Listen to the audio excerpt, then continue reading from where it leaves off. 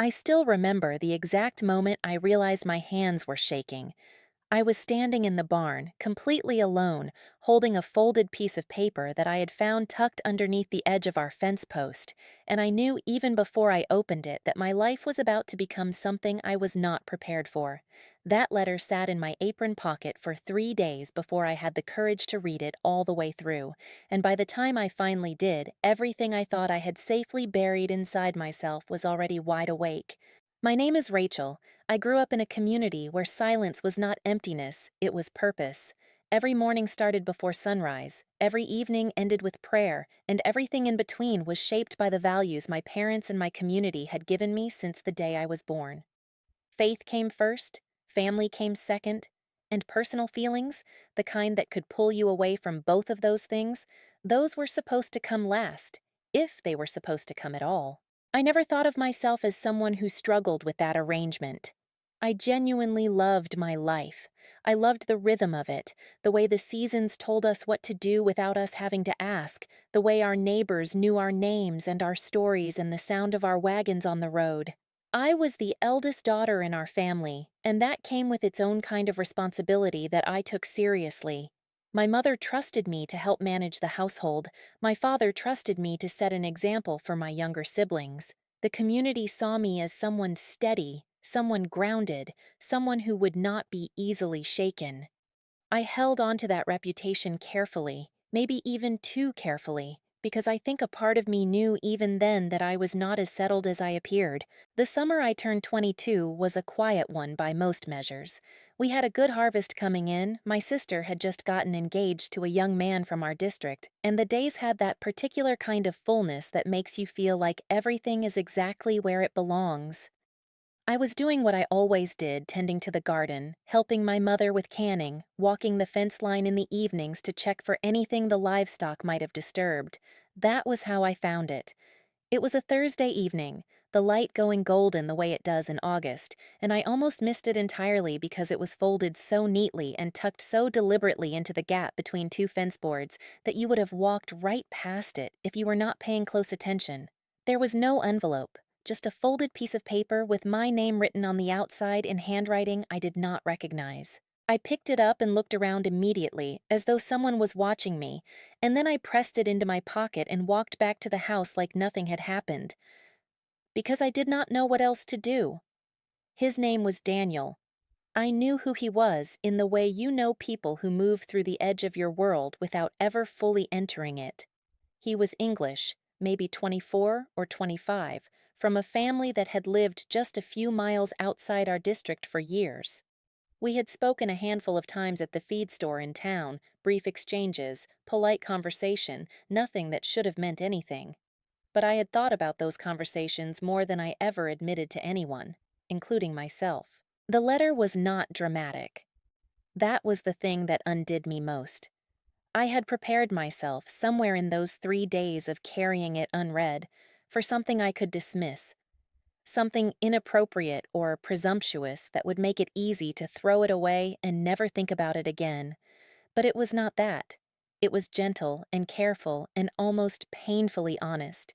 He wrote that he had noticed something in the way I talked, that I asked real questions and listened for real answers, and that he had never met anyone who seemed so completely present in a conversation.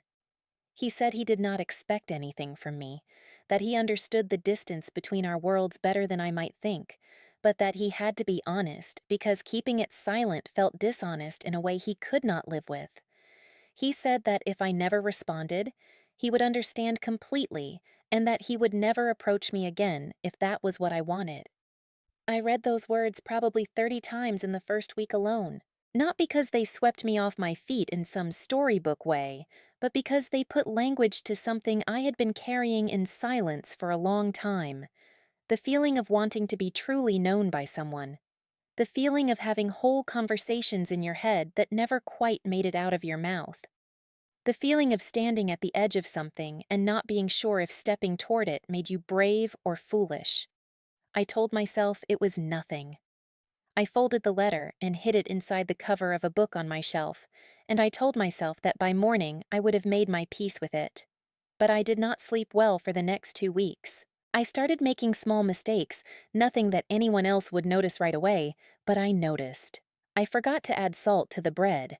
I missed a line of stitching in the quilt I was working on. My mother asked me twice if I was feeling well, and I smiled and told her I was just tired from the heat. My younger brother teased me about being distracted, and I laughed it off. But the truth was that I was distracted in a way that frightened me because I could not seem to control it. The letter was inside a book. I was not writing back. I was not doing anything wrong, and yet I felt guilty every single day. The trouble with secrets is that they do not stay in the place where you put them. They follow you. They show up at the dinner table and during evening prayers and in the middle of conversations that have nothing to do with them. I would be talking to my mother about something completely ordinary, and suddenly I would hear one of Daniel's sentences inside my head and lose my entire train of thought. I should have destroyed the letter the day I found it. I know that now. I knew it then, honestly. But I did not. And that choice, that small, quiet, seemingly harmless choice, was the beginning of everything that followed. About 6 weeks after I found it, something shifted. I noticed the bishop watching me during Sunday service. Bishop Yoder was a man I had known my entire life. He was not unkind, he was never cruel, but he was extraordinarily perceptive, and he had a way of sitting very still and observing people that made you feel like the surface of your face had become transparent. He did not say anything to me that Sunday. He just watched with that steady, quiet attention that told me he had already begun to notice something he had not yet named. 2 days later, my mother came to me in the kitchen with an expression I had never seen on her face before. She told me that Sister Miriam had mentioned to her that she had seen an Englishman near our fence line twice in the past month. She did not accuse me of anything. She just told me what she had heard, and then she waited. I told her I did not know anything about it. And that was the moment the weight of the secret became unbearable. Because I had just looked my mother directly in the eyes and told her something that was not the whole truth, and I had done it easily, almost automatically, and that terrified me more than anything else that had happened. I went to my room that evening, and I sat on the edge of my bed and I prayed for a long time, longer than I had prayed about anything in years. I asked for clarity, I asked for courage, I asked for honesty, because I could feel myself losing my grip on it. The following Sunday, Bishop Yoder asked me to stay after the meal so we could speak privately. We sat across from each other at a small table in the corner of the Brenneman family's kitchen, and he was quiet for a moment in a way that felt like he was giving me a chance to speak first. When I did not, he folded his hands and looked at me and said, simply and directly, that he had observed changes in me over the past several weeks, and that he believed I was carrying something that did not belong in silence. He said, "Rachel, I am not here to condemn you, but I need you to be honest with me and, more importantly, with yourself." I felt everything at once in that moment. The fear and the guilt and the exhaustion of weeks of pretending, and underneath all of that, the overwhelming relief of being seen by someone who was asking me to stop pretending. My eyes filled and I could not stop them. I told him about the letter, all of it. I told him how I had found it and why I had kept it and what it said and what it had stirred in me. I told him about the feelings I had been trying to manage by myself for longer than just those 6 weeks, the longing to be truly known, the questions I had been asking in the quiet of my own heart about who I was and what I wanted and whether those wants were acceptable. I told him I had never responded and never met with Daniel and never encouraged anything, but that the letter had opened a door inside me that I had been keeping locked for years. The bishop listened to every word without interrupting me once. When I finished, he was quiet again, and then he said something that I have carried with me every day since. He said, "The feeling is not the failure, Rachel. The silence about it is where the danger lives." He did not remove me from the community. He did not shame me or punish me. He asked me to speak honestly with my parents, which I did, that very evening. He asked me to return the letter and let go of it, which I also did, and he asked me to spend real time in prayer and conversation with people I trusted, not to suppress what I was feeling, but to understand it fully, honestly, in the open air instead of in hiding. It was the hardest and most relieving week of my life. I never wrote back to Daniel. I do not know what became of him. and I have made my peace with that. Because the truth is that the letter was never really about him. Not entirely. It was the mirror that showed me that I had been carrying things in secret that deserved to be spoken. It showed me that emotional honesty is not a betrayal of faith, it is an act of courage that faith actually requires. What I learned through all of it is something I want to share plainly, because I think it is important. Hidden emotions do not disappear when we refuse to look at them. They grow, they change shape, they start appearing in places you did not expect them, in small mistakes and sleepless nights and moments where you look someone you love in the eyes and say something less than true.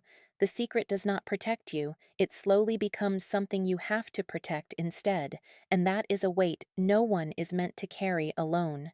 Honesty is not always comfortable, but it is almost always lighter than the alternative. I am still part of my community. My faith is still the foundation of my life. And I am more at peace now than I was during those silent, secret weeks, not because everything was resolved perfectly, but because I stopped hiding from myself. Now I want to hear from you. Have you ever carried a secret that grew heavier with every single day you kept it? Have you ever found yourself standing at that place where the truth felt impossible, but the silence felt worse? Leave your experience in the comments below, because I know I'm not the only one who has been there, and sharing these things out loud is how we remind each other that we are not alone in them. And if this story touched something in you, please share it with someone you think might need to hear it today. Sometimes the story that finds us is the one we needed most.